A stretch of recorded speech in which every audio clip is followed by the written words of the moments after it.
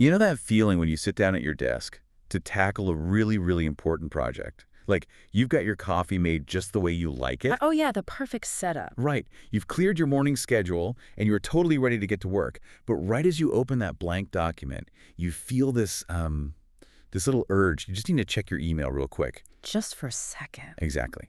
Then a tiny message bubble pops up, so you click that, someone send a link. Next thing you know, you're reading an article about a movie you haven't even seen yet. And somehow, 25 minutes have completely vanished. I mean, why is it so incredibly hard for us to just sit still and focus? It's a great question, and it's something almost everyone is struggling with right now. Well, welcome to your custom deep dive. Today, we are taking a hard look at our collective attention crisis based on the sources you shared with us. And we really need to look at it because if you feel like your ability to pay attention is, slipping away, you are definitely not imagining things. The numbers we are seeing now are honestly a little frightening. Yeah, I want to jump straight into one of the statistics from the research because it paints such a clear picture of what we are actually dealing with here. So back in 2004, researchers watched office workers to see how long they could stay on one single task. Right, just tracking their actual focus time. Exactly. At the time, the average was about 2.5 minutes before they switched to something else. Which, I mean, 2.5 minutes already sounds pretty bad. It does. But then they ran the numbers again in 2022. That average time had plummeted to just 45 seconds. Wow. Yeah, that speed of decline is what really stands out in the data. I mean, in less than 20 years, our ability to hold our attention on a single screen basically collapsed. It's wild. So our goal for this deep dive is to figure out what is actually happening inside our heads when we constantly jump around like this. We are going to look at a highly valuable skill called deep work and give you simple, everyday tools to help you take your attention back. Because we really need those tools. I was trying to visualize what this 45-second attention span actually looks like in practice. And the best way I could describe it is, well, it's like a juggler. Okay, a juggler. Right. Imagine you are trying to learn how to juggle 3 plates. It takes all your focus. But every 45 seconds, someone walks by and throws a heavy bowling ball at you. Oh, wow. That sounds awful. Right. You have to drop all the plates, catch the ball, put it down, pick the plates back up, and try to get your rhythm going again. You just end up spending all your time picking up drop plates instead of actually juggling. That is a much better way to think about it than just saying, we get distracted, because dropping the plates and picking them back up, that takes a physical toll on you. It really does. It's exhausting. Exactly. And to fix this, we have to look at the underlying mechanism. The sources highlighted a study on teenage learners, but the lesson applies to adults in the exact same way. It is all about mental overload. Like we're just trying to hold too much at once. Right. When you jump from a work document to a text message and then say over to a social media feed, you are forcing your brain to do a massive cleanup routine every single time. So it's not a seamless transition at all. Far from it. Think of your brain's active workspace like a really small desk. When you are writing a report, that desk is full of your notes and your ideas. Okay, I can picture that. If you stop to check an email, your brain has to aggressively sweep all the report notes off the desk, go into the filing cabinet, pull out the files related to that email, read it, file it back away, and this is the hard part, try to find all your report notes again. And researchers call that sweeping process a switch cost, right? Like Right. It's the hidden price we pay for multitasking. Yes. And sweeping that mental desk takes actual physical energy. If you force your brain to do that massive cleanup and setup routine every 45 seconds, you are going to burn through your daily supply of mental fuel before lunchtime. Which perfectly explains why someone can sit at a desk for 8 solid hours, feel like they barely accomplish anything important, but still feel completely and utterly exhausted by the end of the day. Yes. They just spent all their fuel sweeping the desk. Exactly. But, we have to ask why we keep doing it if it makes us so tired. We tend to blame the phone or the computer, like there are these evil things forcing us to look at them. Right, the whole technology's the enemy thing. But the sources show something much more interesting. Often the phone isn't ringing at all. We reach for it because we are using it as a pacifier. Wait, a pacifier? Yeah. We hit a hard problem in our work, we feel a little bit of stress or frustration, and we instantly look for a quick escape. The self-interruption habit? Yeah, man, this completely blew my mind in the research. We don't even wait for the beep anymore. We interrupt ourselves. All the time. The boundaries between focus and resting are completely wiped out. There was this one example in the sources of people sitting at a red traffic light for maybe like 30 seconds, Mm-hmm. and they immediately pull out their phones to check work messages. Just for 30 seconds of downtime. Right. They can't just sit in the car for half a minute. It reveals a really deep conditioning. We have trained ourselves to feel panic when we aren't taking in new information. And this constant, frantic consumption is actually changing the physical way we absorb information. We can see it in how people read online today. Okay, I have to admit, I caught myself doing this exact reading habit the other day. The sources talk about the F pattern of reading. Yes, the F pattern. I used to read articles straight through. Okay. But now, because the internet is built the way it is, with all these links and pictures constantly tugging at your eyes, I realize I don't really read deeply anymore. I just scan. You and everyone else. I look at the top line, maybe read a little of the second line, and then my eyes just trace straight down the left side of the screen, hunting for keywords. It literally forms the shape of a capital letter F. We all do it. The brain is very efficient, and it is always looking for the path of least resistance. When you are reading a dense paragraph, your brain has to work really hard to hold all those ideas together. It's effort. Right.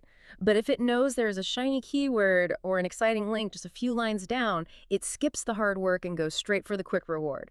We are hunting for little nuggets of information instead of actually building an understanding of the topic. We are basically getting off on the feeling of finding a keyword rather than the feeling of learning something new. Exactly. So we have rewired our own brains to crave the interruption. We just want the easy out. We really have. We expect things to be fast, highly stimulating, and constantly changing. So when a task requires slow, careful thought, our brain just rebels. It starts sounding an alarm telling us to go find something shiny. But if our brains are now wired to crave all this shallow, rapid-fire distraction, what happens when we try to do the exact opposite? Because the sources talk a lot about this concept from the researcher Cal Newport. He calls it deep work. Deep work is the ability to focus on a hard task without any distractions at all. It is the complete opposite of scanning an article in an F pattern or checking your phone at a red light. Just like the antidote. It is, and because our modern world makes this so hard to do, the people who can actually sit down and focus deeply have a massive advantage. It has literally become a rare skill. And the ultimate goal of this deep work is a state of mind that psychologists call flow, right? Yes, flow. It's that amazing feeling when you're totally in the zone. You get so absorbed in whatever you're doing, whether that is like writing a song, fixing an engine, or even just building a complex spreadsheet, that you completely lose track of time. You look up and 3 hours have passed and you didn't even think to check your phone. Flow is an incredible experience, and the science of how we get into that state is really revealing because it doesn't just happen by accident. Yeah, just force it. No, you have to find a very specific sweet spot between how hard the task is and how good you are at doing it. Okay, so think of it like playing a game of tennis. If I go out and play against a professional tennis player, I am going to get crushed. I'll be stressed, overwhelmed, and I'll probably just want to quit. Makes sense. On the other hand, if I play against a 5-year-old child, I'm going to win every single point without even trying. I'll be incredibly bored. And what do we do when we are bored? We reach for our phones. Right. Boredom and anxiety are the two things that completely kill our focus. But if you play tennis against a friend who is exactly at your skill level, everything changes. You actually have to try. Exactly. You have to push yourself to win, but you know you actually have a chance. That is the sweet spot. When the challenge perfectly matches your skill, your brain chemistry shifts. It stops asking for cheap distractions and actually rewards you for paying attention. You feel energized by the work instead of drained by it. Okay, I have to stop you here and challenge this a little bit. Sure, go ahead. The sweet spot of flow sounds amazing, this energizing bubble of pure focus. But let's look at the real world for a second. How is anyone supposed to find this magical flow state when they're sitting in a loud office, their email is dinging every 2 minutes, and their manager expects a reply on the team chat almost instantly? It's tough. We aren't playing a fun game of tennis. You're dodging bowling balls. It honestly feels like the modern environment makes flow practically impossible. I will be the first to admit that you are right. You cannot just close your eyes in a chaotic, loud office, take a deep breath, and magically enter a flow state. The modern workplace is often built in a way that actively destroys deep work. Yeah, the systems demand that we are constantly reachable. So what do we do? Just give up until the company changes its policies. Well, I'd hope not. Not at all. It means we have to recognize that the environment is working against us, which makes it even more important to control the things we actually can control. We have to actively retrain our brains to handle quiet, focused time again. And surprisingly, that retraining starts when we aren't even working. Oh, you're talking about catching our autopilot behavior. Exactly. The sources point out that we have to start noticing our knee-jerk reactions. Like, you feel a tiny bit of stress, and your hand automatically goes to your pocket to grab your phone. The very first step is just putting a wedge in that automatic loop. You just pause. And that pause is everything. Before you unlock the screen, you just ask yourself, why am I holding this right now? Am I actually expecting an urgent call? Or is Right. this spreadsheet just getting a little too complicated and I want an easy distraction? Just calling it out. Yes. Just by asking the question out loud, you take the power away from the autopilot. You force yourself to make a conscious choice. And this leads to what I think is probably the most uncomfortable advice in the entire stack of sources. Right. The rule is, if you want to be able to focus, you have to force yourself to get used to being bored again. It is deeply uncomfortable, but it is entirely necessary. The advice was that we need to stop taking breaks from our screens and start taking breaks from focus. So if you are waiting in line at the grocery store or standing on a train platform, you are not allowed to pull out your phone. No screens at all. You just have to stand there Yeah. with your own thoughts, Yeah. doing absolutely nothing. Honestly, for a lot of people today, that sounds like a form of torture. Oh, it feels like torture because our brains are literally going through a mild form of withdrawal. We are so used to a fire hose of colorful, fast-moving information that when it suddenly stops, the brain panics. Like, give me the input. Right. But think about the message you send yourself when you pull out your phone in that grocery line. Yeah. You are teaching your brain that every single empty second of life must be filled with entertainment. Wow. If you train your brain to expect that constant thrill, it will completely refuse to settle down when you sit at your desk to do quiet, hard work. You have to build up your tolerance for doing nothing. But we also have moments at work where we genuinely need a break. Like, we can't just stare blankly at the office wall for 15 minutes. No, and that is where we have to understand the difference between a break that drains you and a break that restores you. The sources talk about the concept of the little mind break. Yes. The Maya Angelou example, this is so cool. The famous poet had this great system. When she was doing her deep work, like actually writing her poetry, she called that using her big mind. Because it took intense focus. Exactly. But eventually she would hit a wall, she'd get stuck on a line, and instead of looking for a massive distraction, she would switch over to her little mind. She would sit back and do a crossword puzzle. It is a brilliant strategy. She was doing something repetitive and simple. It could be a crossword, folding laundry, doing the dishes, or weeding a garden. It's like pulling your car over and letting the engine idle. You aren't turning the whole car off, but you are letting the engine cool down. That's a great way to put it. And most importantly, you aren't revving the engine by jumping onto social media and flooding your brain with 100 new opinions and news stories. You are just coasting. And that coasting does something really remarkable behind the scenes. When you are doing a simple task like washing dishes, your brain's background processing mode kicks in. Because you aren't completely checking out. Right. Because the front part of your mind is relaxed but slightly busy with the dishes, the back part of your mind is free to keep chewing on the hard problem you were working on earlier. That is why so many people get their absolute best ideas in the shower or while taking a walk. You give the brain space to connect the dots without forcing it. Okay, so we have this whole mental toolkit now. We are catching our autopilot, we are practicing standing in the grocery line without our phones, and we are letting the engine idle with little mind breaks. A solid foundation. But retraining the brain internally won't matter at all if your external environment is constantly sabotaging you. We have to talk about the physical world. The sources call this building a fortress of focus. Because your environment dictates your habits. If you have to rely purely on your own willpower to ignore distractions all day, you will eventually lose. Willpower runs out. Fast. Very fast. You have to set up your workspace so that focus is the easiest, most natural choice. And the first step of building that fortress is a digital sweep. Which means we have to talk about the browser tabs. A lot of productivity advice says, close your tabs, which everyone knows. I currently have dozens of tabs open, and I know I should close them. But what the sources explain is why it matters so much. It's not just about a messy screen. No, it's cognitive load. Every single open tab is what we call an open loop. Even if you aren't actively looking at the tab, a part of your brain knows it is there. Lurking in the background. Exactly. Your brain is keeping a little bit of energy constantly dedicated to remembering that you have an unfinished article over there or a half-written email over here. It is like leaving a dozen apps running in the background of your phone. It quietly drains the battery. So when you close the tabs, you are closing those loops and giving that energy back to your main task. Precisely. And the sources also talk about setting up simple tools, like a timer.